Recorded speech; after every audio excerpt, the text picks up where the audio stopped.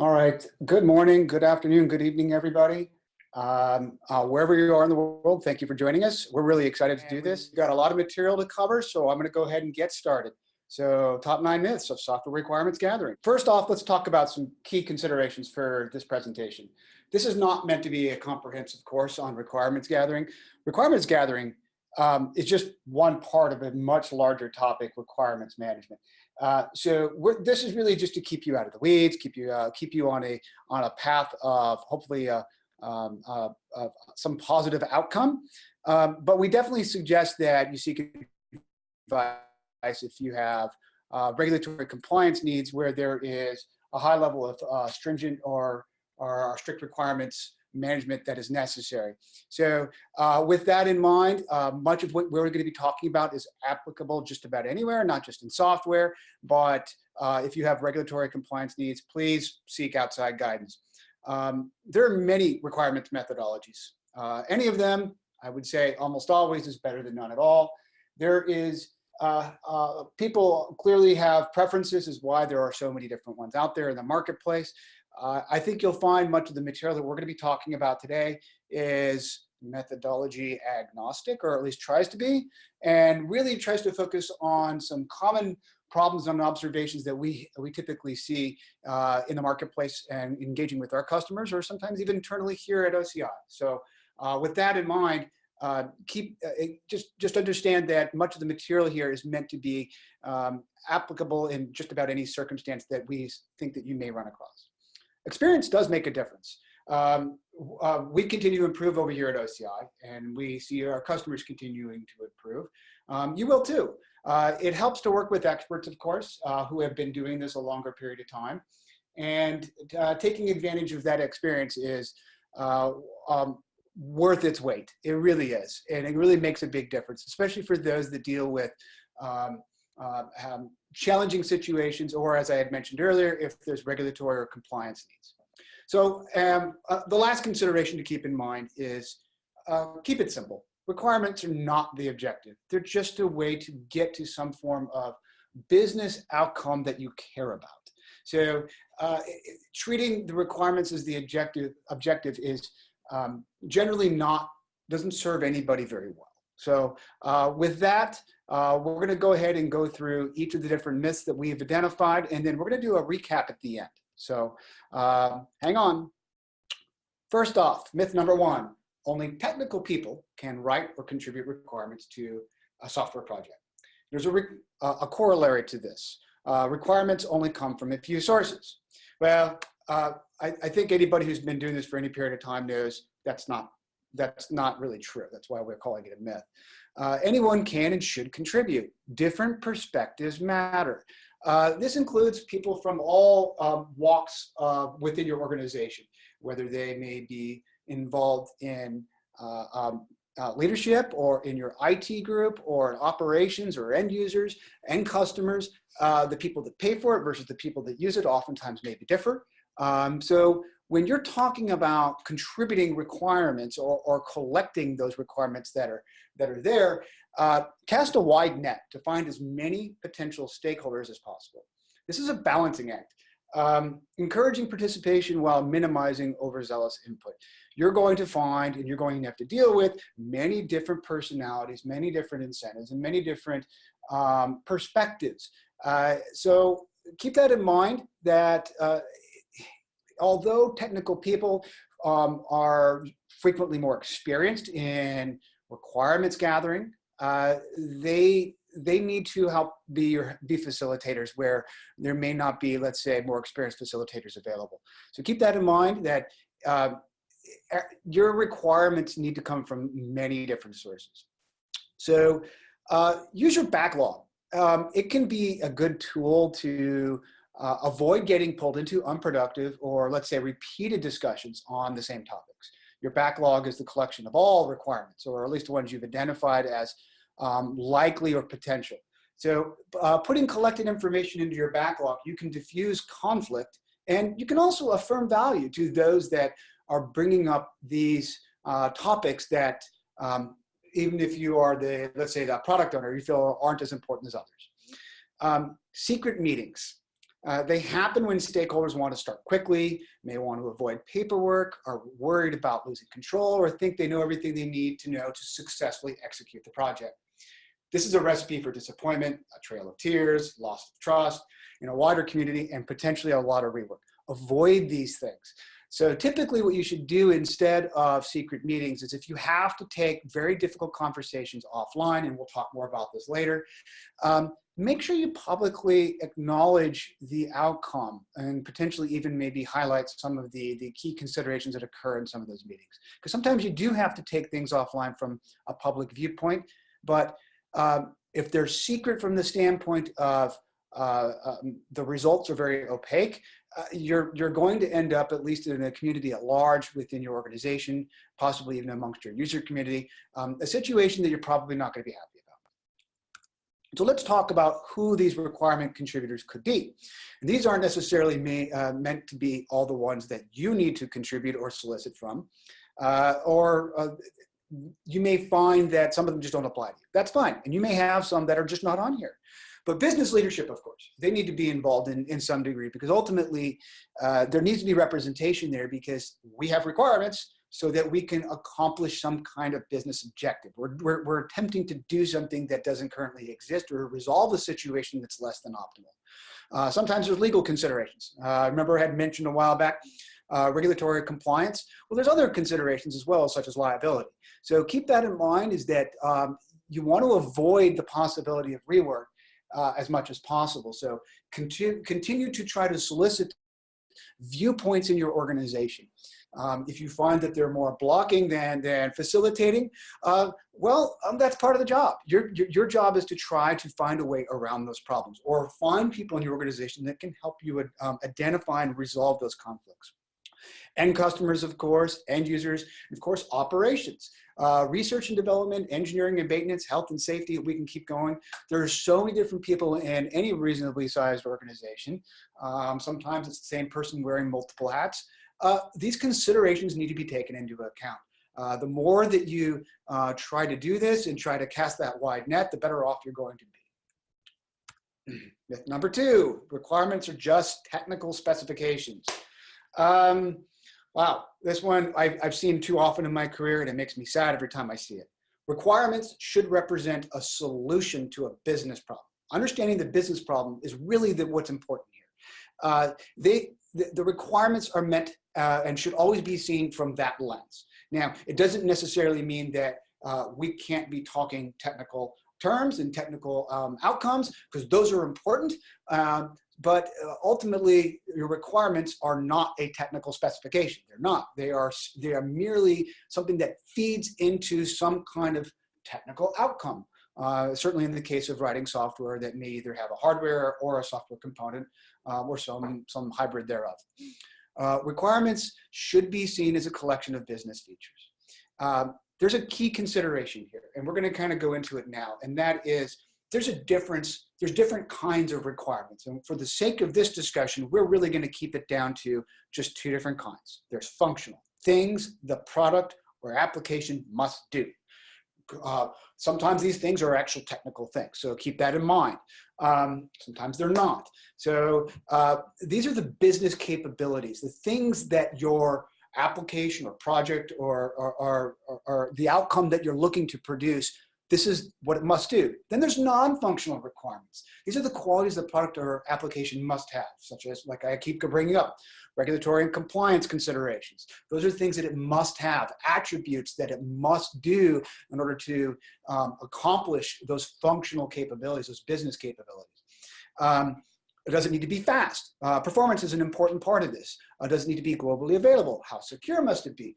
What platform does it work on? So all of these different considerations are very important, and keeping an eye on making sure that your requirements gathering touches as best as possible. And again, that wide net will help you identify all these functional and non-functional scenarios as best as you can. You should keep doing that. We're going to take a look at sometimes what can be seen as a very daunting diagram here that identifies many different types of requirements under the umbrella of non-functional requirements. This is not even all of them. There are many different types. Some of them just you find that they may not apply to you. They may not, and that's fine. But again, the more you consider them and take them as part of, it's like you've gone through this checklist. All right, have we talked to legal? Does legal actually identify privacy and safety requirements? All right, have we talked to operations? Have we talked to organizational requirements, such as are there delivery requirements or implementation or standards that we must adhere to? So all of these different considerations are super important. And if you're not familiar with all these types, talk with experts, talk with us. Help make sure your requirements gathering efforts have considered all the different appropriate types. Myth number 3, requirements only come from the business stakeholders who pay for the product or application. There's a corollary myth, and that's requirements only come from the users of the product or application. Typically, we see this type of myth come to some kind of fruition when there is, again, very limited experience in requirements gathering or some kind of business outcome with stakeholders. Sometimes we see this also when there is a misapplication of certain types of design or development principles, such as product thinking or things like that, which we're big believers in. However, that's why this is a myth. Essentially, requirements may come from numerous sources, and you should leave no stone unturned. Requirements should be seen through the lens of business stakeholders, and yes, the user viewpoints are incredibly important as part of that larger conversation of making sure you've identified what users actually need and the people that may pay for the application or project may want. But those viewpoints are very important. And ultimately what matters here is that you need to have a larger umbrella viewpoint of where the requirements may come from. And they're not all proportional. So yes, you may find that business stakeholders may have a better idea of what they want the outcome to be, and they're going to provide more of those than, let's say, accounting, which may simply just be an ancillary, distant part of your organization for a particular project you're working on, and they need to have only minimal input. So yes, they need to be solicited and talked with, but ultimately, requirements, as long as it's seen as that it comes from many different sources, and not all those sources are people, by the way, you're going to be better off. So what kinds of requirements gathering sources make sense, and where should you be looking? There's the obvious people-based ones: one-on-one interviews, group interviews and focus groups, and we'll talk more about those later. Structured workshops, we'll talk about those as well. Brainstorming, surveys, questionnaires. Those are all people-oriented sources. And then there's the non-people-oriented ones, such as the result of some kind of prototyping that takes place, or use case diagrams, or even a competitor analysis, which is an excellent source of material. User or consumer observation, which is an indirect people source. Existing documentation, existing applications or projects or solutions or tools. Those are all excellent sources. Oftentimes, they provide you requirements on things not to do, because they're often, especially if it's a rework or rebuild or reimagining of an existing capability. And of course, then there's more formalized documentation like RFPs and RFDs that come from some kind of formal solicitation from the bidding process. So these are all excellent sources. These are by no means meant to be an exhaustive list, but please do not discount the sources and potentially the unconventional places you can find information that is valuable and useful to you. So again, requirements come from many different places. Myth number 4, my organization is large, so I need sophisticated tools and a complex requirements methodology. There's a corollary to this myth. My organization is small, so I need simple tools and a simple requirements methodology. Well, I hope you understand by the way this is worded that that's not really true. The size of your organization shouldn't dictate your tools and methodology. Your mission, your organizational culture, and your intended outcome should be the prime considerations. You could say your budget probably also is included in this, and potentially your timeline. So keep that in mind as well. However, I see sometimes those last 2 points may take a disproportionate level of influence. But keep in mind that what really matters the most is the tools work for you. They actually make the process not a burden, that you are effective in collecting very critical information. You're able to link that information. You're able to understand versions of different types of pieces of information and able to really have a clear picture of what that looks like. You're also able to identify different attributes that are important to you. You're able to store the raw data collected so that you can always revisit that, whether it's electronic written documentation, whether it's paper documents, maybe they're scanned in and stored in some kind of electronic database. Whiteboards, maybe pictures of whiteboards from brainstorming sessions. There's audio from interviews, or it's video from interviews. These are all critical raw data points that if you can keep those, you're the better off, because it allows you to go back and review that information, and especially when there's differing viewpoints of history. When someone says, well, this is what I understood that was the outcome of that particular focus group, and someone says, well, actually, I thought that was the outcome. This helps resolve that quickly, because in any reasonably complex outcome that you need to create, it's very likely that the input was also very complex and very nuanced. And finally, I tried to put it very succinctly here, spreadsheets.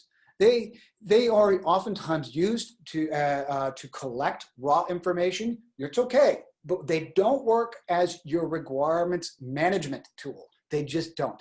They easily get overwhelmed, whether you're using like something like Google Sheets or Microsoft Excel, or let's say some old legacy spreadsheets program or anything remotely like that, or it's a homegrown version. They don't work. They don't have the level of fidelity that you need to really be successful. And so if you've got more than, like, let's say 10 requirements, spreadsheets are just not going to do it for you. So keep that in mind, is that they're good to collect raw data and information, but then you should be lifting and taking that information and putting it into a much more appropriate tool. These are the kinds of things you should be looking for in those tools. Can you store requirement statements and the different kinds of pieces of requirement statements? Can you organize those things by category, by type, let's say by who owns those requirements, the source of that information? Can you attach or reference external artifacts like we discussed before, pictures and documents, maybe audio, maybe video? Versioning is critical, especially for anything reasonably complex. It's very likely you'll go revisit existing requirements, and then you'll need to go change what's written and stored there or documented there. And you're going to want to keep track of that history. Because again, people have different viewpoints of what actually occurred over time.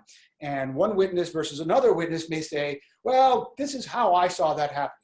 Being able to look at old versions will help you come to a resolution quicker if there's disagreement that can't be handled any other way. Prioritization. We'll get into that later, but that is a critical piece of this, is that identifying, certainly from a business standpoint, things that matter the most. And what's not listed here is something really similar to prioritization, is dependencies and dependency management. So frequently that, as we start to get into decomposition of your requirements and some kind of specific technical tasks, you need to have that. And the more you have that, and the more that is here or in, let's say, related tools that allow you to link those together with your requirements tool, the better off you are. Consistency enforcement, making sure you collect the right times and the same types of information across the board so you can minimize those gaps, being able to identify those gaps.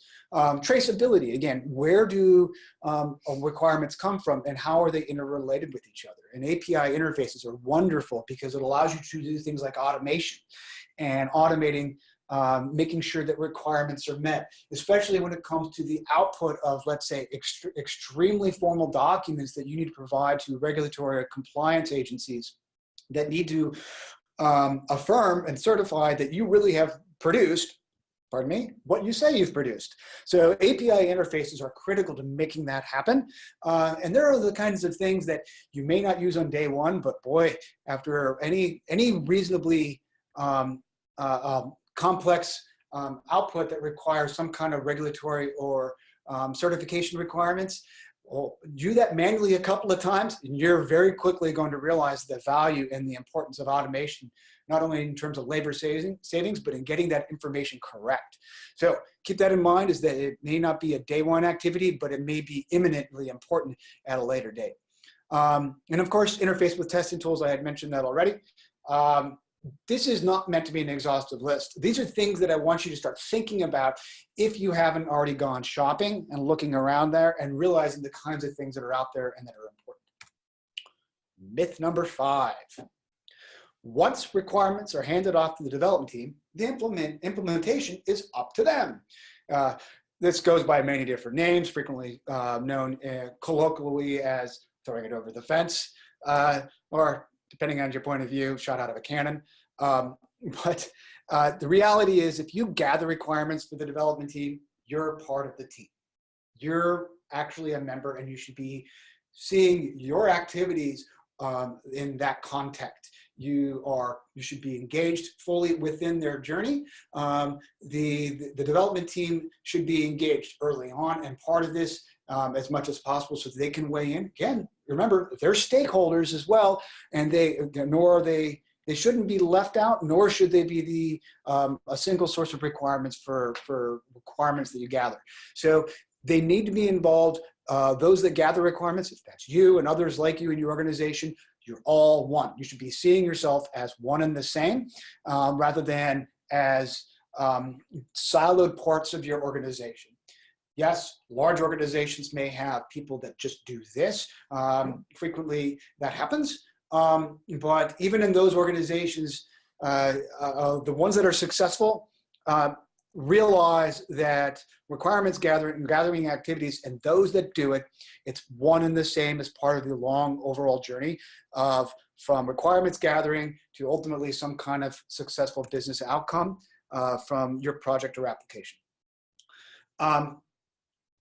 Keep in mind that what really helps about this is understanding that their development team's success or failure is also yours.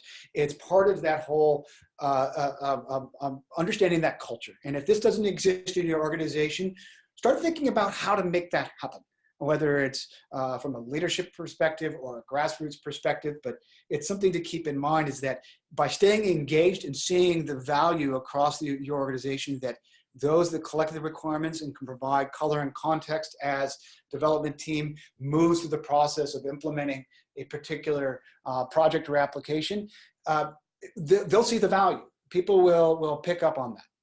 So let's talk about ways to improve your requirements gathering effort.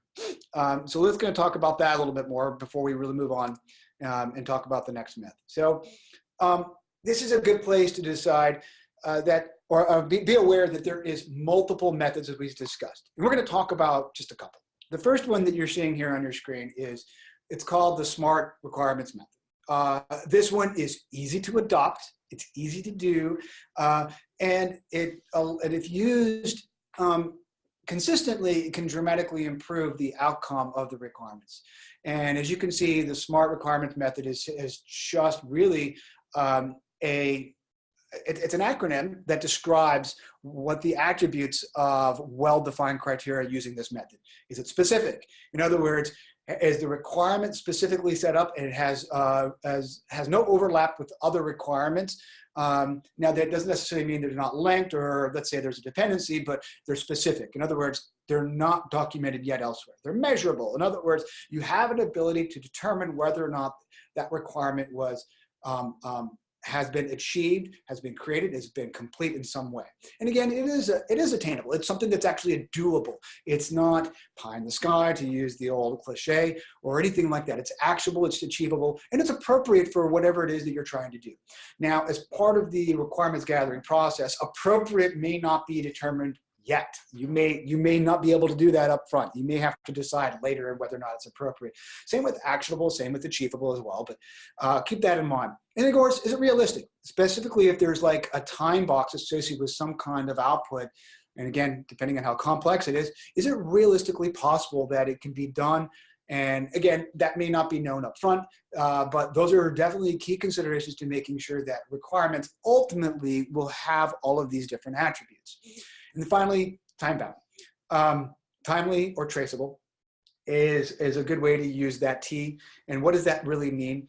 Is that it goes back to, again, it's corollary to the word appropriate. Is it timely in that aspect? And traceable in the context is that I can identify where that requirement came from, and I can trace that back to a specific need. So time-bound, timely, traceable, different organizations use different terms for that T, and all of them are appropriate. Some of them, I'm of the opinion I like all of them. But keep in mind that for the sake of a very simple method, this works. I've seen it successful in large and small organizations alike. And it's something that I definitely encourage, especially for organizations that don't already have a methodology. Now, you may be thinking, well, wait a minute, isn't there like a well-known published PMI methodology? Yes, there is. I'm not going to go too much into that, but the PMI Book of Knowledge, also known as PMBOK, has an entirely different way of managing and collecting and identifying requirements and determining if they're ready or complete or groomed, to use an agile term, enough to be useful. And those terms are things like cohesive and complete and consistent and modifiable, correct, observable, feasible, unambiguous. I'm not going to go into those. That's fairly well-known and easy to identify information. If your organization follows PMI principles, stick with it. The bottom line is any method's better than none, just about. And also what matters is just use one consistently. There's other methods out there. I won't go into them. It's just what works for you and actually doesn't put you into a state of entropy where you're not able to move forward. You're not able to actually get out of the requirements gathering phase.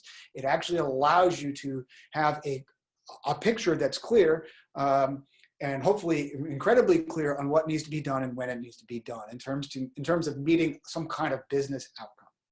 So we're going to keep talking more about these requirements and how they're organized and why they matter and what kinds of requirements exist. Yes, we talked about functional and non-functional earlier, but there's another way to actually view requirements.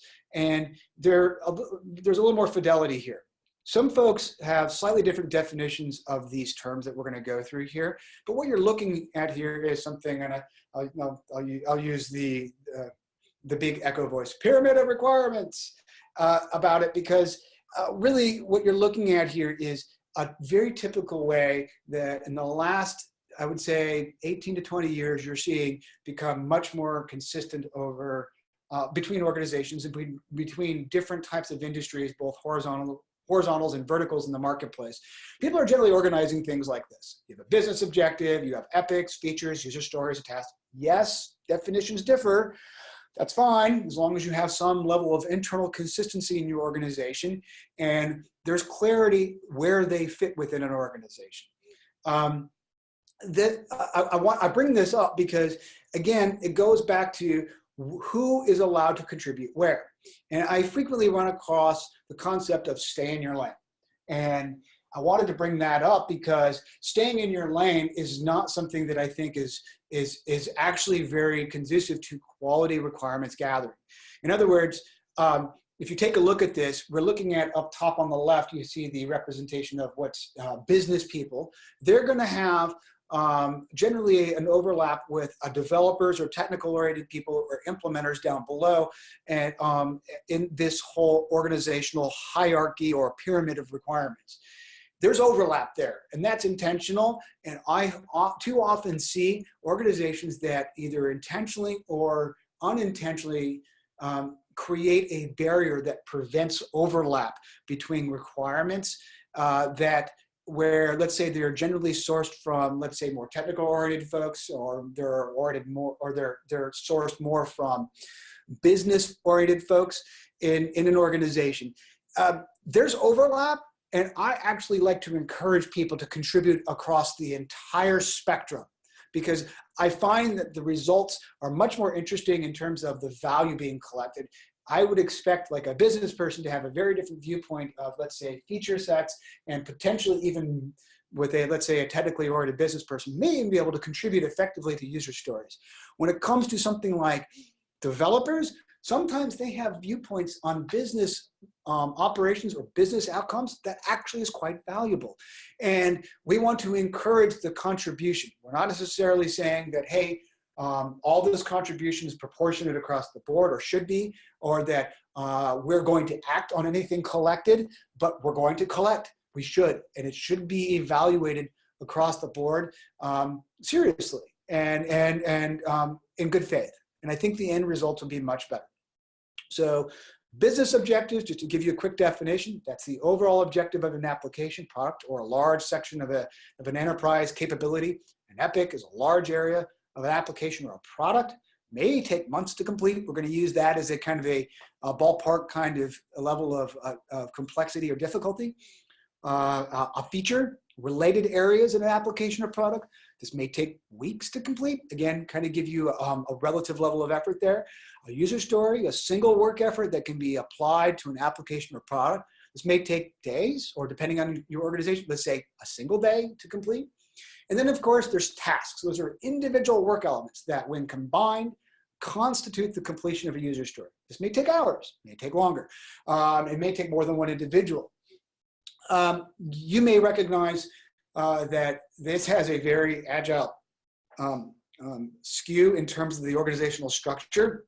If you were to take, let's say, a RUP or rational unified process approach to it, it's the same stuff with different names. And you can do the same with many other kinds of development methodologies you can use, whether it's Scrum or whether it's let's say XP or whatever. There's going to be organizational structure, and organizational structure is important in your requirements gathering, and recognizing that when somebody says something, you're like, you know, that might actually be a task or potentially a user story. We need to capture that information and identify that it may be part of a larger feature and a larger epic, but it is not necessarily a business objective in itself. So that is part of the secret sauce that makes good requirements gathering really well done, is identifying that it's important, that it's needed, and realizing that it may, depending on where you are in your requirements gathering process, it may not be something you want to discuss now. It's something you just want to capture for later discussion and organization and identifying its priority. All right, so now that we got through all of that, let's move on to myth number 6. Requirements gathering needs to be complete and perfect before the development team can begin. This happens a lot, and it happens in small and medium and large organizations. It happens in organizations that claim to be agile, and it happens in organizations that are resolutely not agile. And it's frustrating to all involved, yet oftentimes is culturally enforced, and sometimes unintentionally so. The reality is identifying all requirements up front is difficult. It rarely happens. And sometimes just going through the journey of collecting requirements brings people to the realization that they don't know everything they need to know, but based upon, let's say, a business timeline or objective that needs to be met, you got to get started if you're going to get anywhere close to meeting that timeline. So hopefully people come to that conclusion, but sometimes they don't, and it can be, again, end up in disappointment and a trail of tears.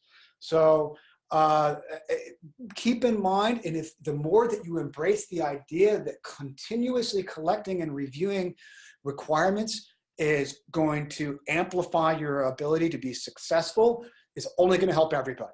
And the more that you embrace that, the better off you are. Yes, some things need to be much more, let's say, committed to than others. Let's say a hardware design versus, let's say, software that may be developed in parallel, that because it's software, it's easier for us to change. There are things that are going to be more difficult, and things that are going to be easier to do, but that doesn't necessarily mean we can't continue to identify and collect. All right. So that's what's important about this, is that identifying and collecting is critical. This is something many of you may have seen, and that is, it's part of your development lifecycle. Software development lifecycle is critical to any kind of success, and realizing that that you're going to go through this cycle, and the more often you go through this, and the more comfortable, you as a group or as an organization or as a team or as a business, you can go through this cycle, both, let's say, small, fast iterations, let's say during the development process, or at a macro level, let's say as a larger business or enterprise objective. The better are that you being able to navigate this cycle, the better off you're going to be. So you have requirements gathering is a critical piece. It's an important piece, but it's meant to feed into your design, your implementation, your testing, and your evolution. And then ultimately, you're doing it again, and you're again and again. And you're not waiting till your cycle's over, in my opinion, to continue that requirements gathering and analysis process. What are those key steps? They're very simple in terms of how I can put them here on your screen. And the actual process of doing this, it will differ between what you're doing, what your business outcome is, and it will differ in, let's say, the culture of your organization, but they're always going to follow these steps. You're going to elicit those requirements. Basically, you're going to interview, you're going to ask, you're going to collect, you're going to get documents, you're going to get videos, you're going to get audio, you're going to look and observe your end users' behavior. That is eliciting. And then you're going to analyze what you've collected. Are you going to wait till you've collected everything before you analyze? No, you shouldn't. You should start that process, but make sure you do it with the understanding that your eliciting is not complete and that everything needs to be proportionally analyzed accordingly. And then recording that analysis, such as identifying priorities, identifying groups of features, then how they actually align with their business objective. And those business objectives are more important than other business objectives. And you're validating, you're going back to your stakeholders and saying, I collected this stuff. Does this really match the outcome? Does this match the requirements for, let's say, compliance or regulatory needs? Does this match what we need for our end customers? Hey, end customer, if I put this, this together, would this be something that you actually like, the way that I've defined this? That would be part of your validation. That's what that means. And again, we're starting over. We have now re-engaged that entire feedback loop, and we're now in that process of eliciting again. So when it's done well, it is incredibly powerful, and it is really good at helping you keep that backflow that you know it matches your business objective that your business leaders are asking you to do. So what we just talked about it, and I'm going to go about it a little more, but here is those 4 steps again, and just they're written here for your edification on very specific answers of what these mean. Again, listening, asking questions, listening to answers, analyzing, organize and consolidate requirements, recording, document, and store those requirements.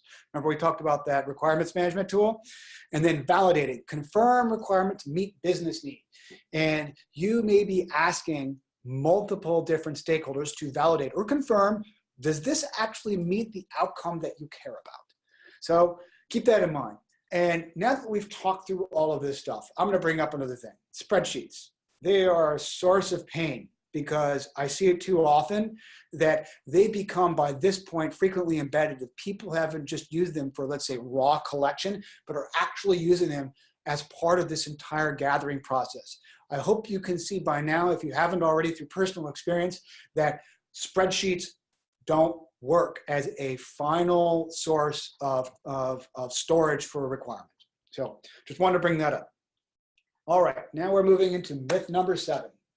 After collecting requirements, they only need to be prioritized once, right? Just once. I hope the nature of this myth becomes obvious. This is related to the previous myth that talks about gathering all requirements before beginning work. In my opinion, I hope that anybody who's been gone through any reasonably complex process knows prioritizing once assumes you know and you have perfect vision to a known horizon, a known outcome, and you have perfect understanding of your end users and perfect understanding of your marketplace and perfect understanding of your supply chain and a whole host of other factors. The reality is that marketplace is ever changing. What customers and end users, they may not be the same people, want or need can evolve over time. And sometimes when you come back and you, again, attempt to validate with them, they're going to go, wow, I hadn't thought about that way. Actually, what I really want is this. And that is wonderful, awesome feedback. And the sooner that you can get that, the better off you're going to be. Evaluating priorities of remaining work after every cycle can greatly improve your overall quality. This is so critical, is that what I see people do is they go through the process of doing a wonderful job of requirements gathering, and then they do a wonderful job of analyzing and structuring those requirements, and then they go through a wonderful process of prioritizing, and then they start the process of development.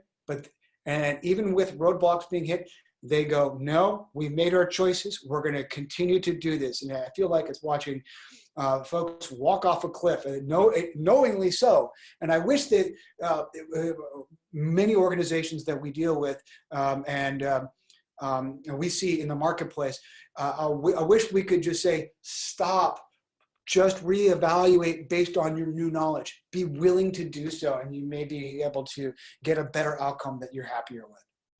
So how do we do that? How do we actually go about doing that? So I like the Moscow method. And there are others, but again, this is one that I think is easily adoptable if you don't already have one in hand. The Moscow method, again, it's another acronym.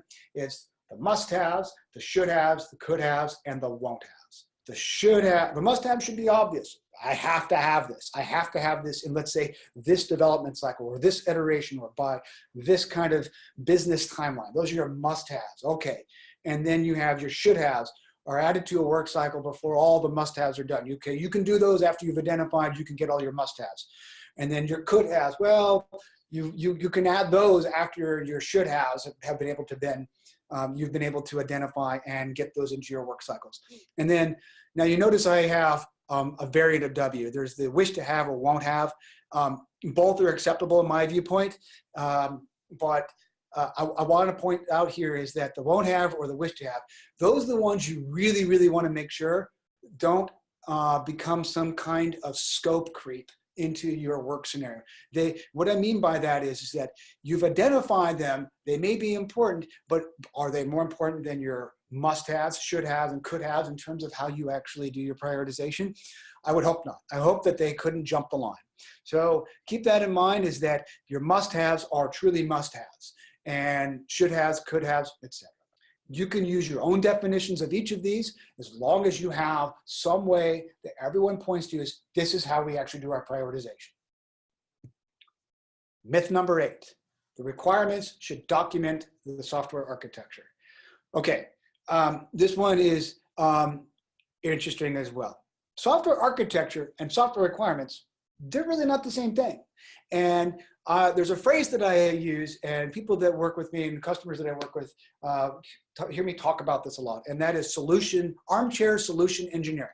This is the process by which people, during the process of requirements identification, requirements gathering, become armchair solution designers or solution architects, armchair implementers, and they talk more about how it will be done rather than what needs to be done. And this is another recipe for disappointment, trail of tears, rework, and missed deadlines. So keep in mind that we need to understand that we're not trying to architect our software, assuming that was what we're doing, that's what our output is going to be. We're trying to collect what we want the outcome to be, not how we're going to do it. That is critical. Software architecture is critical on its own, but it is meant to describe the implementation and should be something that's seen as an activity done in order to meet whatever the requirements describe, which is your business solution. So, all right. Here it is in more succinct terms. Requirements are what needs to be done. Architecture is how it's done. And sometimes you'll have technical requirements, and sometimes people call them constraints. Whatever your terminology is, as long as you're internally consistent and you keep these things in mind, I think you're already on the path to success, and you can hopefully feel more confident in your outcome. Constraints can oftentimes be seen as just a form of non-functional requirement. Is it the only? No, and this is where people again start to talk about, well, that's not what that term means to me. Again, the more you are internally consistent is what's important in terms of how you identify and manage your structure, and making sure that you've done a good faith effort to identify everything across the board in terms of functional and non-functional, the better off you are. I do want to point out that if you minimize your constraints, you're going to maximize your development team options. What does that mean? That means that if I don't have to constrain them in terms of thou shalt use this tool set, and the development team has a bit more of a prerogative around the tools that they can use, again, within reason, not just anything under the sun, but within reason. Let's say what we can license or pay for, or what we can find and adopt in the open source marketplace. Minimize those constraints, the better off you're going to be. Now, there are gotchas to that. There's something called technical diversity, which we can't get in today, but keep that in mind, is that is the other side of that coin. If you can go too far down that road. And then finally, your business solution. If it is technical, well, then so should your requirements.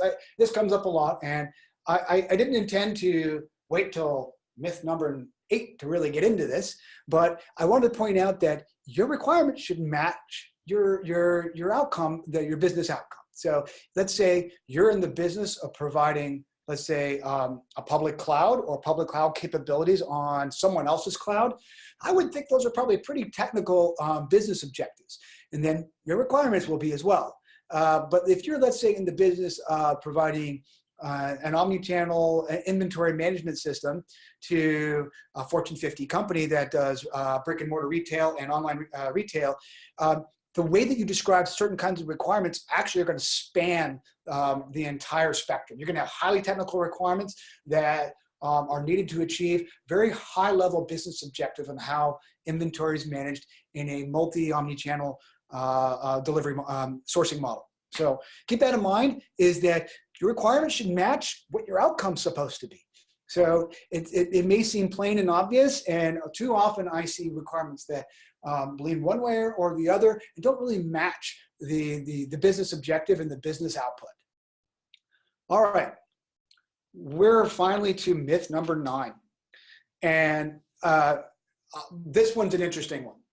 Democracy is the best way to identify and prioritize requirements. Oh boy.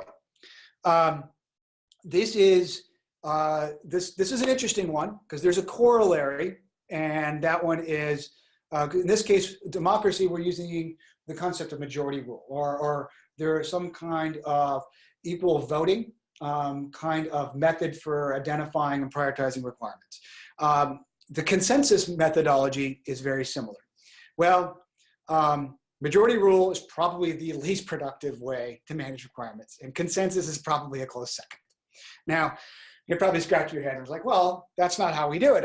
And I'm highly asking you to reconsider if you are doing it in either of these ways, because they don't really match frequently the way that organizations either run themselves. So we shouldn't necessarily do our requirements gathering that way either, nor do they really lend itself to the kinds of decision-making that we need to empower people to have.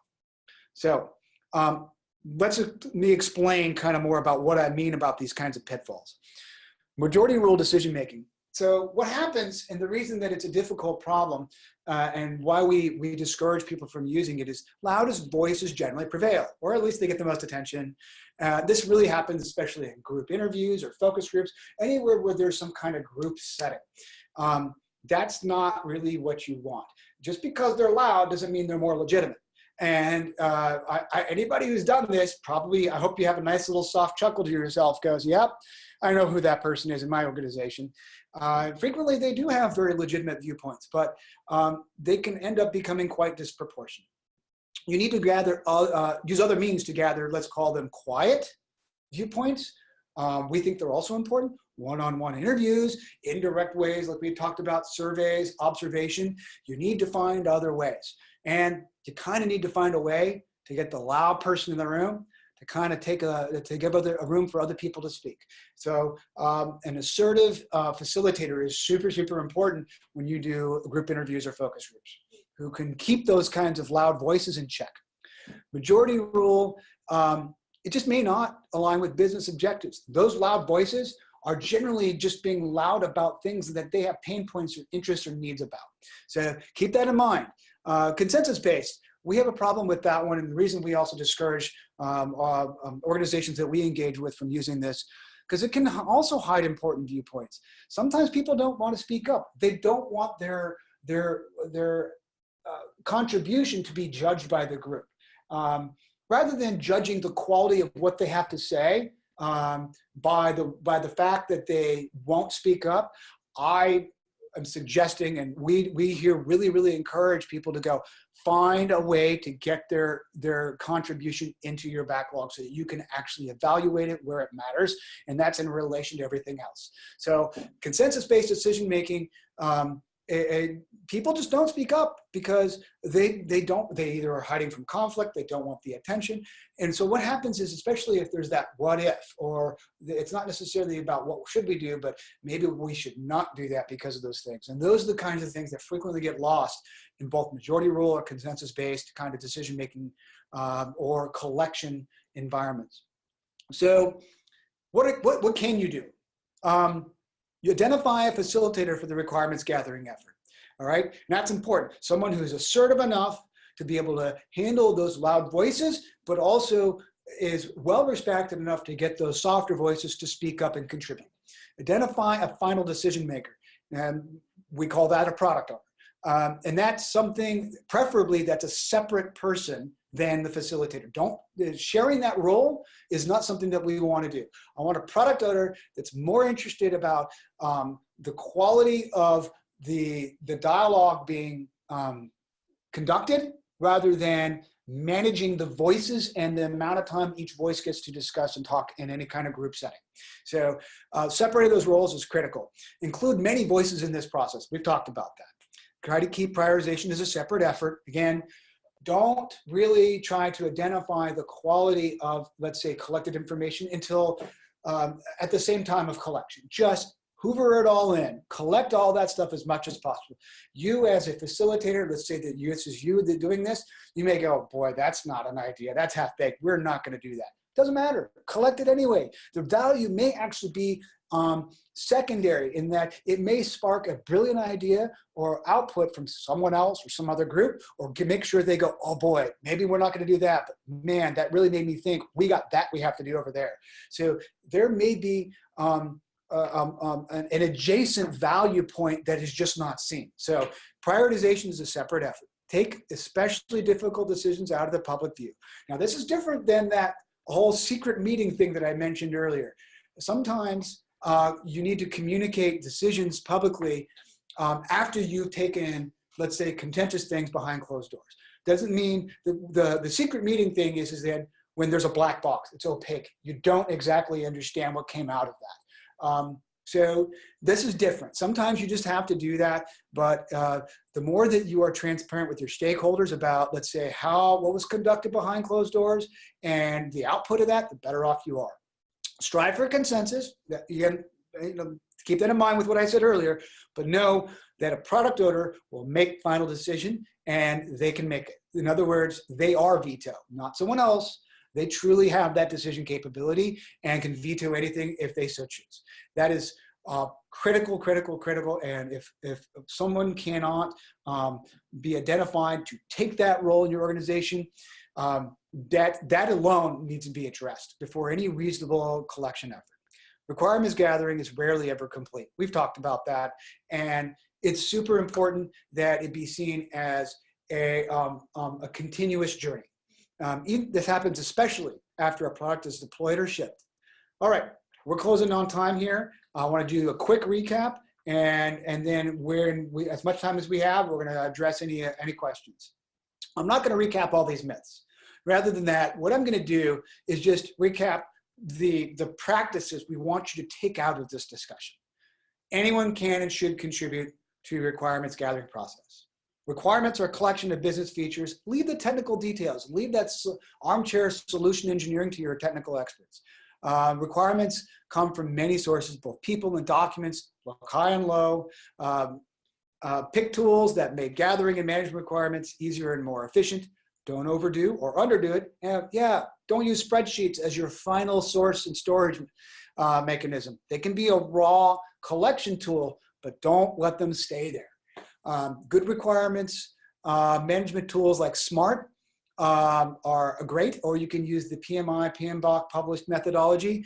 Stay engaged with the development team during the entire life cycle, help and improve requirements continuously. Use the Moscow method to prioritize your requirements, or just any method.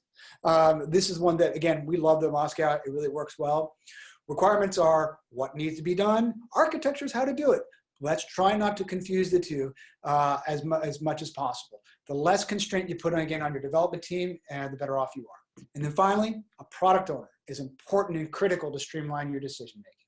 I know this has been an hour of just flat out moving super fast. There's a lot of material here. I hope you got a lot out of it. And I hope more than anything else, I hope you realize that this part of your process is so critical to the later stages and your eventual outcomes.